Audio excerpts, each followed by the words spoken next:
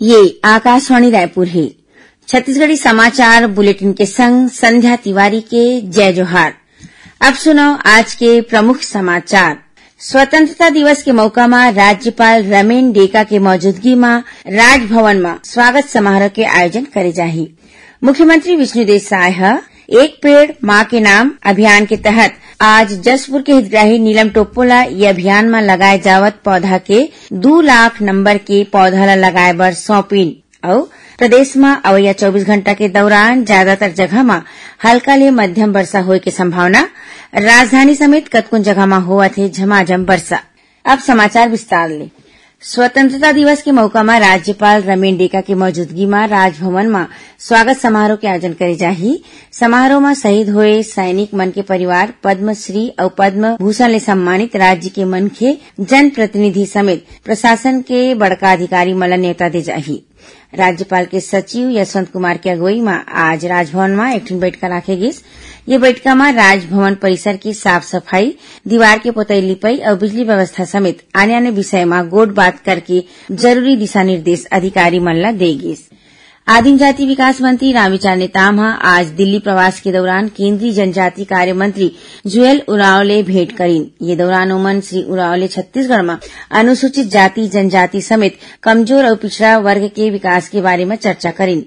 श्री नेताम केंद्रीय मंत्री ले प्रधानमंत्री आदि आदर्श ग्राम योजना के तहत बछर 2022-23 के बाँचे राशि जारी करे के अनुरोध करीन। उन्हें उमन एकलव्य आदर्श आवासीय विद्यालय में गुणात्मक शिक्षा बर 55 करोड़ 14 लाख रुपया ले ज्यादा की राशि के प्रस्ताव ला मंजूरी देके घलो आग्रह करीन।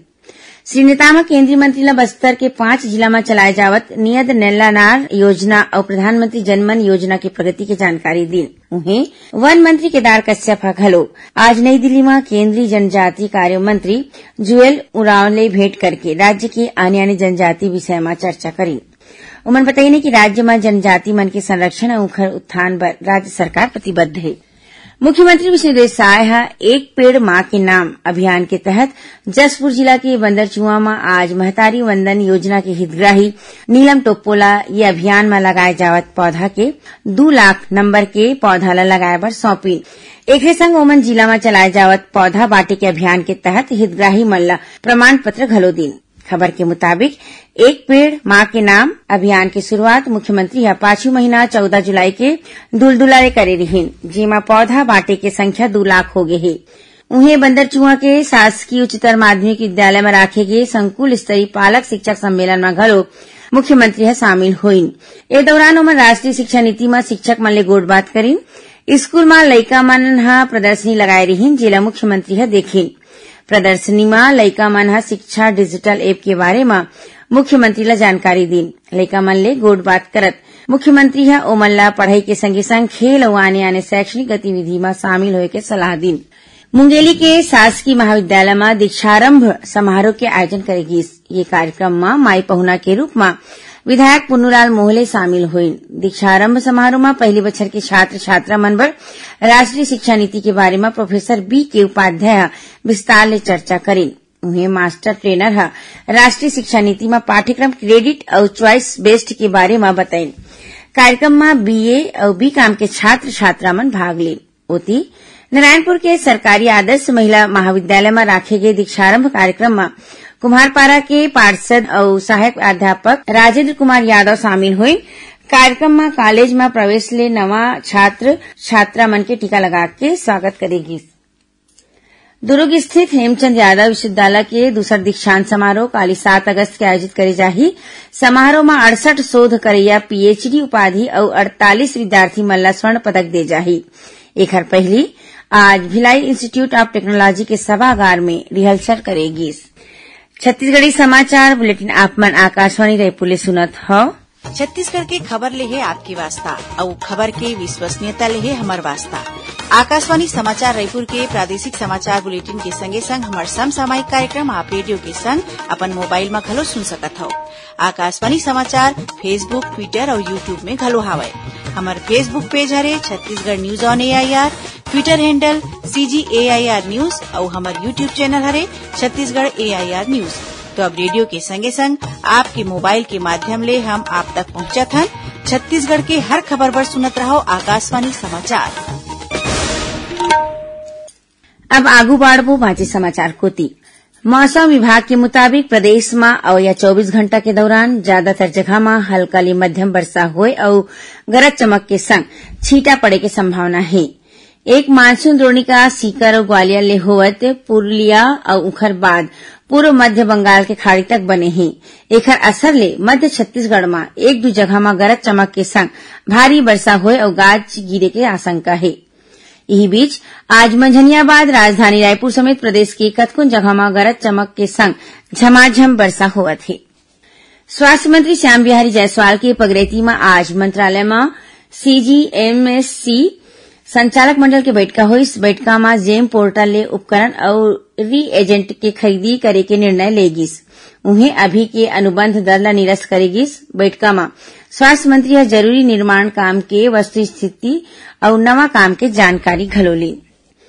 दुर्ग जिला के भिलाई खुर्सीपार क्षेत्र में एंटी करप्शन ब्यूरो एसीबी और आर्थिक अपराध अन्वेषण ब्यूरो ईओडब्ल्यू के टीम महादेव सट्टा ऐप के पैनल चलैया 2 जन आरोपी ला गिरफ्तार करे है।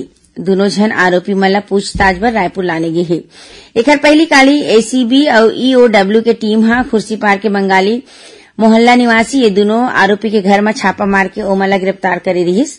खबर के मुताबिक महादेव सट्टा ऐप मामला में शामिल आरोपी मन के खिलाफ एसीबी और ईओडब्ल्यू के टीम प्रदेश भर में छापामारी की कार्यवाही करत है। एकर बर 16 टीम के गठन करे गए है। राज्य शासन के काम में पारदर्शिता लाए बर मंत्रालय के अधिकारी और कर्मचारी मन बर ई ऑफिस के 3 दिवसीय प्रशिक्षण कार्यक्रम आज ने शुरू करे गए है। आज पहले दिन मंत्रालय के आने आने विभाग में काम करत उप सचिव सहायक ग्रेड 3 के अधिकारी कर्मचारी मन ला ई ऑफिस के प्रशिक्षण देगिस। उन्हें दूसरा दिन काली विशेष सचिव, संयुक्त सचिव और अवर सचिव स्तर के अधिकारी मन के प्रशिक्षण हुई। ऐसने ही आखिरी दिन 8 अगस्त के मंत्रालय के आने आने विभाग के जम्मू भार साधक सचिव मल्ला ई ऑफिस के प्रशिक्षण दे जाही। रायपुर के महंत घासीदास संग्रहालय में काली राज्य स्तरीय ट्रांसजेंडर सांस्कृतिक संध्या सांझ 6 के आयोजन करेगी। ये कार्यक्रम के आयोजन संस्कृति और पुरातत्व विभाग के संग छत्तीसगढ़ मितवा संकल्प समिति के सामलातले हुईस। कार्यक्रम में तृतीय लिंग समुदाय के कलाकार मन सुघ्घर प्रस्तुति दीन। कार्यक्रम में जी समाज में व्याप्त दहेज की कुरीति ले जुड़े संगीतमय नृत्य नाटिका के प्रस्तुति देगी। उन्हें ट्रांसजेंडर युवा मन फैशन शो घलो करी। कार्यक्रम के आखिरी में समुदाय के बड़का लोगन मन डहर ले जम्मो कलाकार मन के सम्मान करेगी। प्रदेश में कोविड-19 ले मौत होए आश्रित मन ला अनुदान सहायता देवाए बर राज्य आपदा मोचन निधि के तहत बछर 2024-25 बर 14 जिला ला 1 करोड़ 7 लाख रुपया की राशि आवंटित करे गई है। ये राशि के वितरण डीबीटी या ओखर ले जुड़े हितग्राही या आश्रित के बैंक खाता के माध्यम ले करे जाही। अब थोड़किन समाचार सार में मुख्यमंत्री विष्णुदेव साय की पगरेती में राज्य मंत्रिमंडल की बैठक काली बिहनिया 11 बजे मुख्यमंत्री निवास कार्यालय में होही। राज्यपाल रमेन डेका ले आज नई दिल्ली में आदिम जाति विकास मंत्री रामविचार नेताम मुलाकात करी और जांजगीर चांपा जिला के नवागढ़ थाना क्षेत्र में जेल जावत बेरा एक जन आरोपी फरार हो गए। ये मामला में पुलिस अधीक्षक आरक्षक सोमनाथ कैवर्त ला निलंबित कर दे है। आखिर में प्रमुख समाचार एक घाव फिर। स्वतंत्रता दिवस के मौका में राज्यपाल रमेन डेका के मौजूदगी में राजभवन में स्वागत समारोह के आयोजन करे जाही। मुख्यमंत्री विष्णुदेव साय एक पेड़ मां के नाम अभियान के तहत आज जसपुर के हितग्राही नीलम टोप्पोला ये अभियान में लगाए जावत पौधा के 2 लाख नंबर के पौधा ला लगाए बर सौंपी। और प्रदेश में अवया 24 घंटा के दौरान ज्यादातर जगह में हल्का ले मध्यम वर्षा होए के संभावना। राजधानी समेत कतकुन जगह में होवत है झमाझम वर्षा। एक संग छत्तीसगढ़ी समाचार बुलेटिन सिरावत है। जय जोहार।